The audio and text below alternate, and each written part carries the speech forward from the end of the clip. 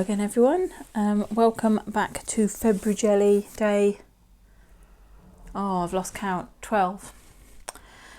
Dee did a flip through of some of her prints today, so I'm going to sort of do the same because this morning I've done a video for my mum and dad. Now I said in one of my other videos that my dad is almost 80 and he seemed to have an interest in my jelly printing. He's been asking about it, and so I've bought him a jelly plate and I've bought him some bits to go, some paint and a brayer and things to go with it.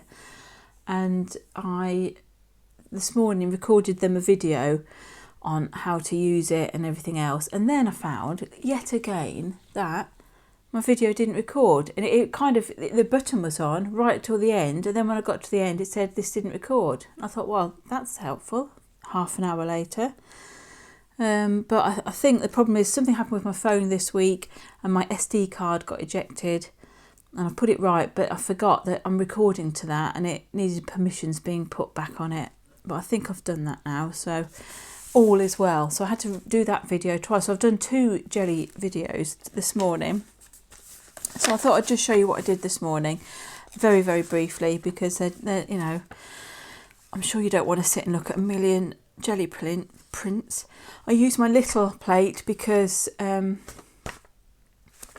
what my dad's got, a small one, so I just thought I'd use the same size.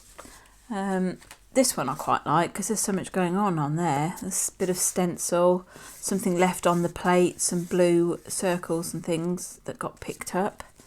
That was either, I think it could have been when I flipped the stencil over that got paint on and just used it as a stamp. Quite like that one. I did a bit of doodling with the end of a paintbrush underneath, and then we stamped some blue circles on the top of that one. That looks like some kind of clean-up affair. Off you come. That was definitely was me brayering, and that looks like a, don't know, just maybe cleaning the plate off a bit. Oh, I was showing my dad about masks, how you can put like a paper mask down and get different prints. So that's that one. Bit of bubble wrap and pill packet and more. Looks like it's picked up some orange from the plate there.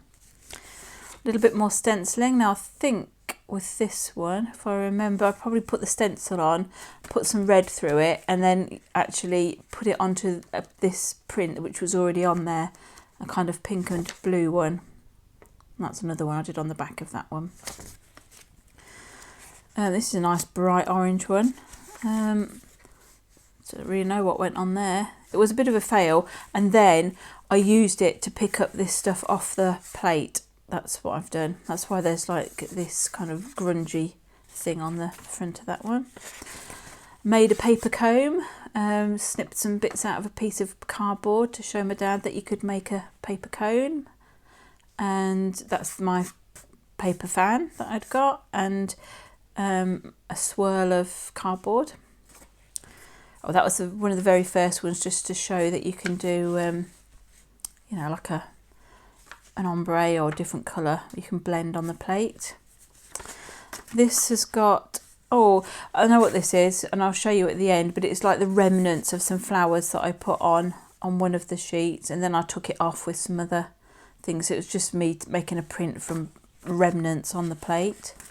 Another one just showing what you could do with paper cone and stamping and bubble wrap and the fan. Oh, my giant bubble wrap, love that. And there's that one, and this one I think was the first one. I just love that. I don't know what it is about bubble wrap, but I do love it. That looks like the same sort of thing, making marks with paper fans and paper comb. Oh, popped a piece of string down. There's that one, that's the first one. Piece of string on a background, really like that one. And then that was sort of a ghosty print.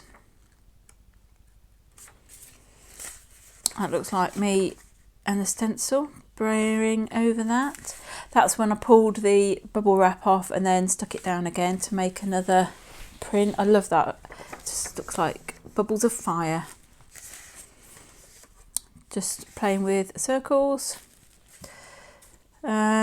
Now that one was just an orange one that I'd got by the side, and I was showing my dad that you can take like a circle from here and pop it on here, so to transfer when you were taking the paint off of one image that you could actually use it on another one. This was just a piece of pale green that I'd braided on, and then I was showing my dad that you could paint or put paint onto your jelly plate without a whole colour. You could just put bubble wrap or a homemade stamp, or you could paint flowers or stars or whatever, or use your stencil and then just take those bits off onto another print. So that's that one. That's another one with a mask, with the butterfly masks, just explaining that you can, you know, mask off areas and they'll stay white, or if they were on a different colour, they'd stay the colour that you'd got. And this one is, again, just like, I think I was just clearing up, trying to get the bubble texture off, but I put too much paint down, so it only picked up a little bit of that. Still pretty. And the last one, the same sort of thing as the butterfly ones, but it was using masks which were flower shaped that I just literally very quickly cut out of paper and put a ready sort of background on. But this one is crying out for a bit of doodling, I think. So I think that's what we will do. I just need a swig of tea.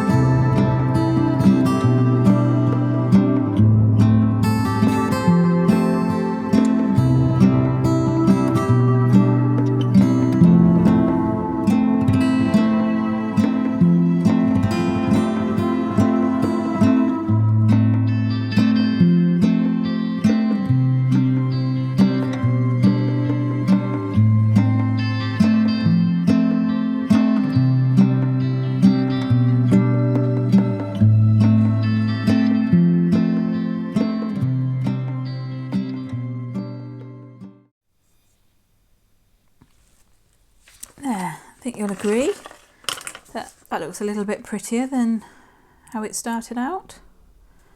And I just used a black and a white pen. Anyway, thanks for watching. That was my FebruGelli day 12. If you haven't seen Dee's series, I strongly suggest that you pop along and have a look, and a link to her series, the playlist, is in my description box. Have a lovely weekend, everybody. I will be back shortly. Take care, stay warm, and see you soon. Bye for now.